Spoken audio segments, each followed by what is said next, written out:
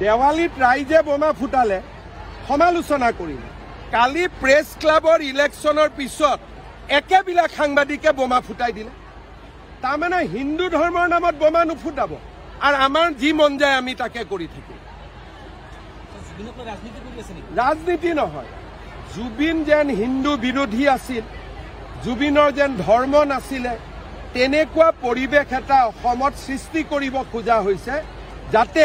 উচ্ছেদ হ'বলগীয়া মানুহবিলাকে নিৰাপত্তা পায় যাতে এই যি আমি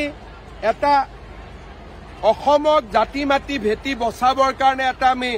তীব্ৰ গণ চিন্তা কৰিছো তাক যাতে স্তিমিত কৰিব পৰা যায় নেপথ্যত বাওঁপন্থীসকল অখিল গগৈ এইবিলাকে আছে কংগ্ৰেছ ক'ৰবাত এনেকুৱা নিয়ম দেখিছে নেকি যে সমাধিত গ'লো সাফৰেদি খুলি আমি তাতে মদ ঢালি দিলোঁ